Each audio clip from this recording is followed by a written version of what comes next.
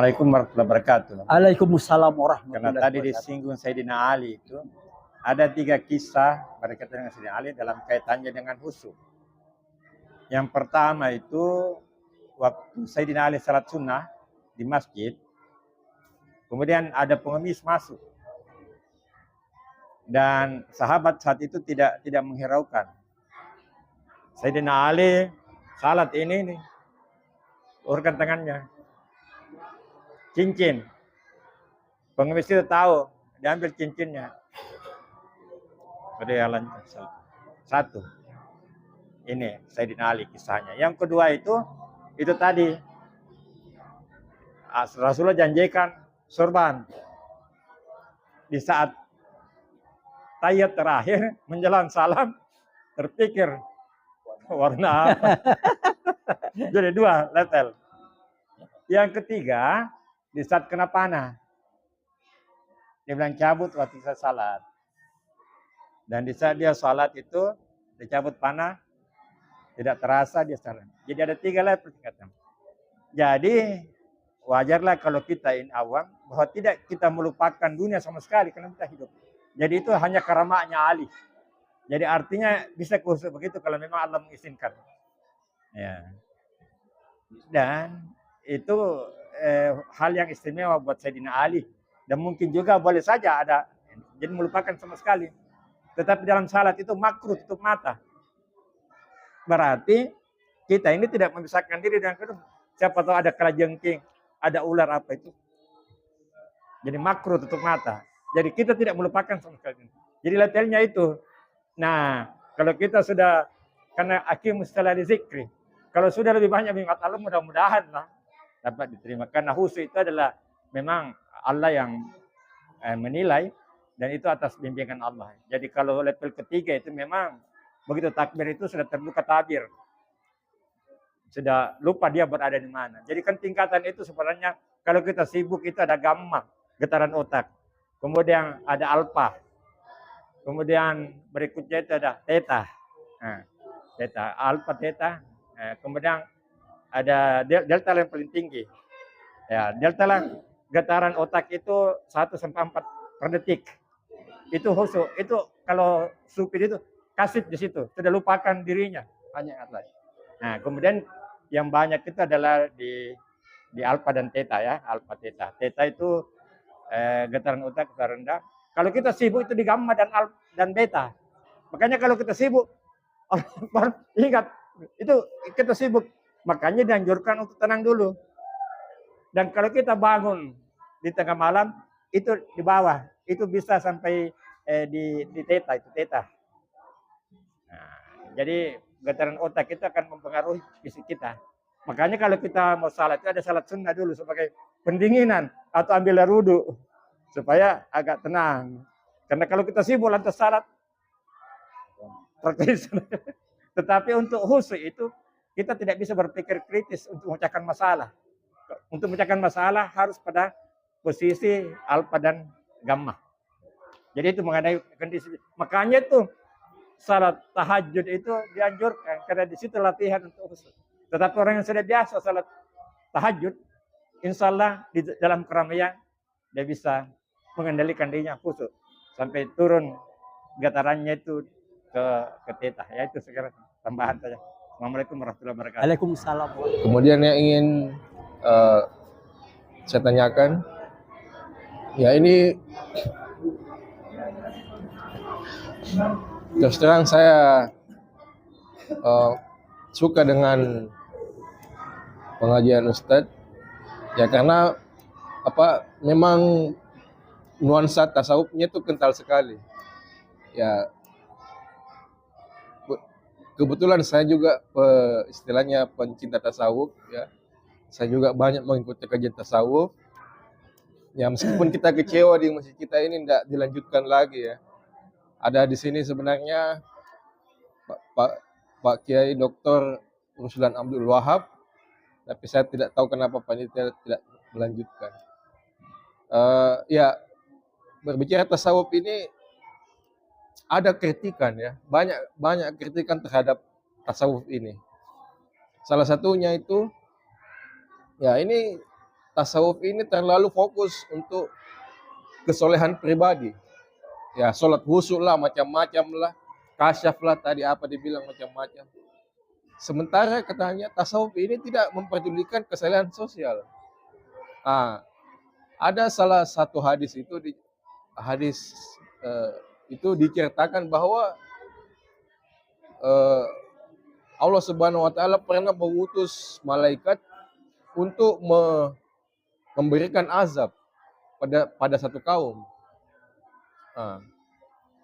Ini walau alam ini hadisnya sahih atau bagaimana ya. Tapi banyak saya lihat ustadz yang memakai ini menyampaikan hadis ini. Kemudian malaikat ini dalam yang diutus tadi itu untuk mengazab satu kaum itu kembali kepada Allah. Lalu Allah tanya, kenapa kamu mendazab itu kaum? Lalu malaikat mengatakan bahwa dia melihat ada satu orang yang ibadahnya itu bagus sekali.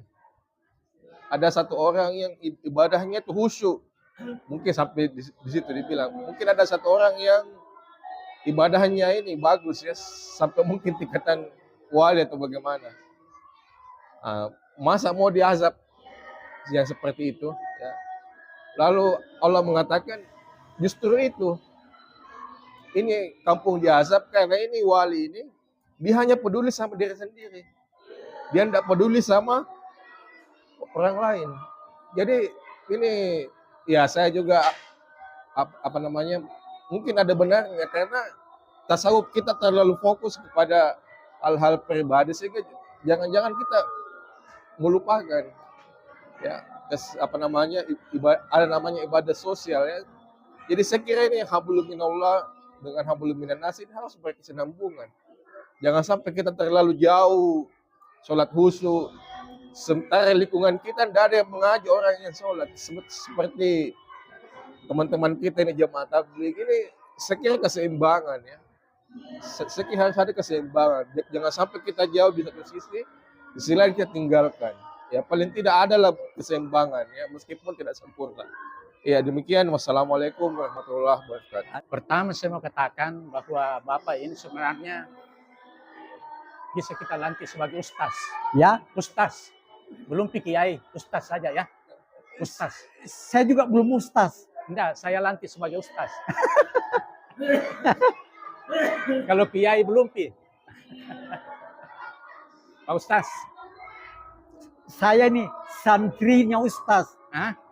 Jadi saya punya guru itu Iya. ada ustaz saya punya guru. Pak Ustaz, seperti kita ketahui bersama, karena kita tadi menyinggung masalah salat, apalagi salat khusyuk dan sebagainya, barangkali kita tahu semua bahwa salat itu akan tiang agama. Ya, Tiangnya agama Islam. salat ya. Ya. Yang saya mau tanyakan juga,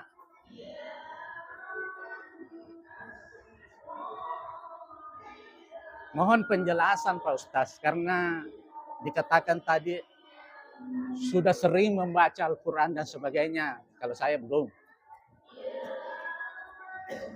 Bisa disampaikan kepada saya, karena dalam Al-Quran itu sedikit sekali menjelaskan tentang salat. Kita bedakan dulu hadis ya, Al-Quran saja. Seingat saya ada ayat mengatakan, kalau salat tolong diluruskan. Inna salata tanha anil fahsai wal munkar. Ayat, bukan hadis, ya Pak ya. Itu artinya, kalau saya yang belum mengerti tentang itu, kalau jelas, bahwa salat itu, saya melihat orang bertubi-tubi salat, barangkali mau cari amal. Padahal dalam Al-Quran itu mengatakan, salat itu lakukan supaya kau tidak menjadi mungkar. Arti itu Betul. Artinya itu behavior, perilaku. Untuk apa salat bertubi-tubi kalau sehari-harinya juga pembohong, koruptor, menteri agama dan sebagainya. Saya mau tanya Pak Ustaz. Itu Apakah dalam Al-Quran itu Allah Subhanahu wa Ta'ala selalu membicarakan tentang salat? Setahu saya tidak banyak. Setahu saya, bedakan dulu hadis ya Pak ya. Karena hadis juga sekarang ini dunia sudah berkembang, kredibilitas hadis di Timur Tengah itu begini. Maaf. Jadi Rasulullah juga tidak, maksud saya begini, orang salat sekarang bermacam-macam. Kenapa? Rasulullah sendiri tidak pernah memberikan contoh. Apakah kita tahu bagaimana caranya Rasulullah salat? Saya pikir tidak ada. Dan berkembang agama sekian ratus tahun, ada yang salat begini, ada yang begini, ada yang begini, ada yang begini. Itulah kalau mau dikatakan Islam sempurna, maaf ya, saya potong sedikit. Saya bicara begini bukan berarti saya punya keimanan begini, tidak. Ini karena ini podcast, ada dialog, ada diskusi. Bukan berarti saya keimanan begini, maaf, tidak. Salat itu tidak ada, Rasulullah tidak pernah memberikan katakanlah istilahnya training begini-begini, tidak ada kan. Sehingga orang di Timur Tengah itu ya model-model salatnya kan bermacam-macam. Contoh saja, di kita saja ada orang salat Pak ya, at-tahiyah dia begini-begini, ada juga begini-begini. Betul. Kenapa? Kita ini kan salat bermacam-macam. Nah, seperti yang saya katakan tadi, sebenarnya itu juga kenapa bermacam-macam dan semua benar. Karena Nabi sendiri tidak pernah memberikan suatu petunjuk atau training lah seperti sekarang. Apalagi hal-hal serupa itu artinya itu ibadah rutinitas dari sekian ribu tahun yang lalu sampai sekarang. Mungkin disitulah ada aktualisasi dengan kondisi sekarang. Inilah yang saya mau tanya, bagaimana pendapatnya tentang pelaksanaan salat itu sendiri. Saya membatasi dulu di bidang itu karena setahu saya tidak terlalu banyak petunjuk di dalam Al-Quran itu mengatakan salat ini tidak banyak. Itulah. Sementara realitasnya ada orang salat, apakah dia pikirannya barangkali kalau bertubi-tubi salat itu pahala. Pertanyaan saya, memang pahalakah itu yang membuat orang masuk surga? Ada yang mengatakan juga bahwa masalah masuk surga itu otoritas Allah Subhanahu wa Ta'ala, tidak terkait dengan salatnya atau bagaimana, silahkan. Karena kita lihat kenyataannya sekarang, inilah salat itu menjadi rutinitas saja, rutinitas. Apa maknanya dan sebagainya. Terima kasih atas pertanyaan begitu bagus. Yang pertama mengenai ayat-ayat.